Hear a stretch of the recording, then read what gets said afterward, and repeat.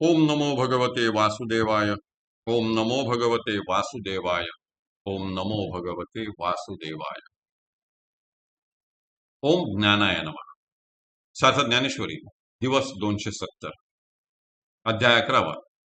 विश्वरूप दर्शन योग. श्री गणेशाय नमः.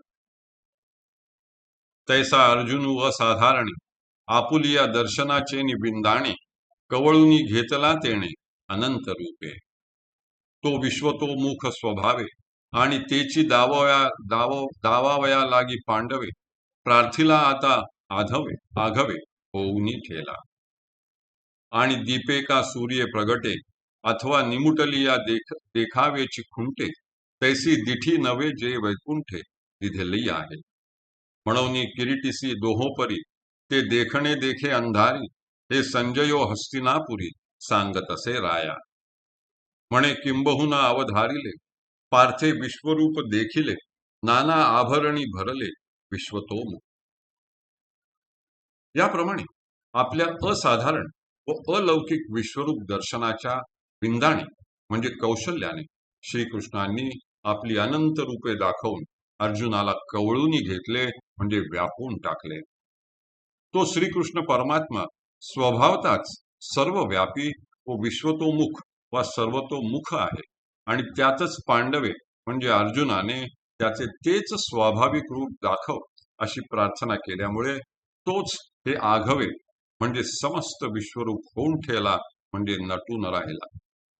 आणि वैकुंठनाथ श्रीकृष्णाने अर्जुनाला जी दिव्य दृष्टी दिली ती दीपाच्या व सूर्याच्या प्रकाशाने प्रगट होईल अथवा निमुटलिया म्हणजे डोळे मिटले म्हणजे पाहणे खुंटे म्हणजे बंद होईल अशी साधी सुधी नव्हती.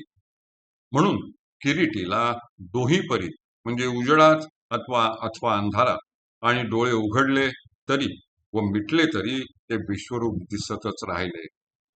असे संजयाने हस्तिनापुरात राजा धृतराष्ट्राला सांगितले. संजय म्हणतो, राजन, किंबहुना वा फार काय सांगू, नाना आभरणी म्हणजे अलंकारांनी भरलेले वा नटलेले व ज्याला सर्व बाजूंनी मुखे आहेत असे विश्वरूप पार्थाने पाहिले हे आपण अवधारिले म्हणजे ऐकले का? दिवी सूर्य सहस्त्रस्य यदि दिवी सूर्य सहस्त्रस्य भाः युगपत उत्थिता भवेत तहिंसा तस्य महात्मनः भासः सदृशी स्यात्. आकाशामध्ये सहस्रावधी सूर्यांची प्रभा व तेज जर एकदम पसरले तर ते तेज कदाचित थोडे तरी या महात्मा श्रीहरीच्या तेजाच्या सदृश्य होईल.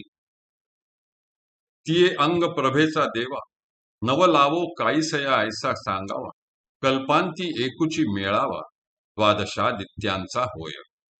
तैसे ते दिव्य सूर्य सहस्त्रवरी जरी उदयजती का एकेची अवसरी तरी तया तेजाची थोरी उपमू नये.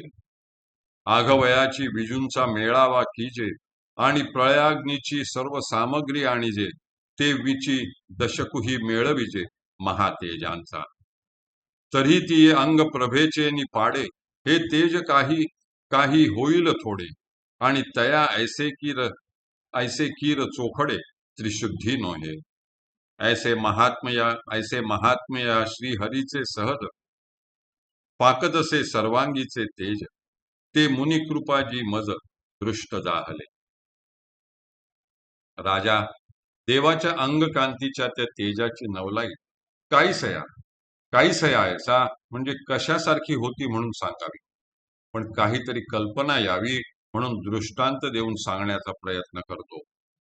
कल्पांती द्वादश आदित्यांचा जो एकच मेळावा भरतो तसे ते सहस्रावरी दिव्य सूर्य जरी एकाच अवसरी म्हणजे एकाच वेळी उदय पावले तरीही विश्वरूपाच्या त्या तेजाच्या थोरवीची वा योग्यतेची उपमा त्यांना देता येणार नाही.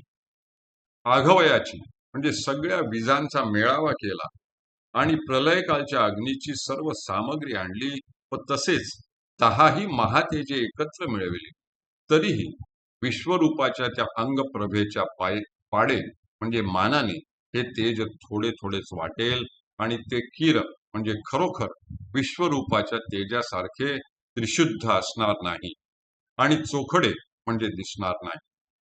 त्या श्रीहरीचे महात्म्य असे आहे.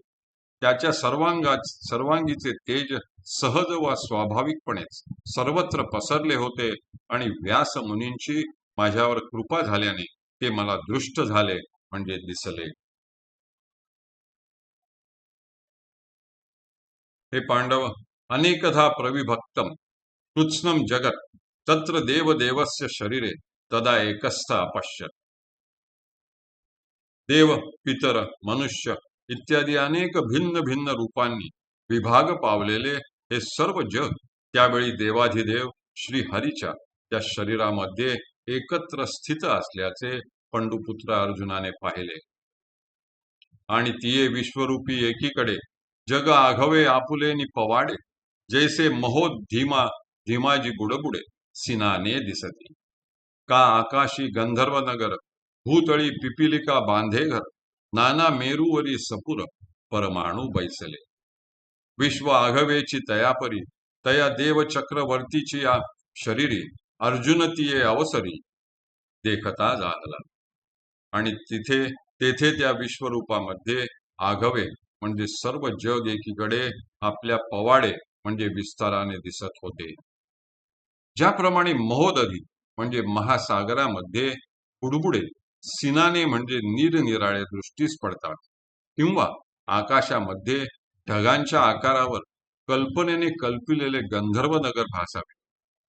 भूतळी म्हणजे पृथ्वीवर पिपिलिका म्हणजे मुंगीने घर बांधावे, अथवा मेरू पर्वतावर सपुर म्हणजे सूक्ष्म परमाणू बसावे. त्याप्रमाणे हे आघवे विश्वच त्या देव चक्रवर्तीच्या शरीरावर अर्जुन त्या अवसरी म्हणजे वेळी पाहता झाला. हरिः ओम, हरिः ओम, हरिः ओम. हरये नमः, हरये नमः, हरये नमः.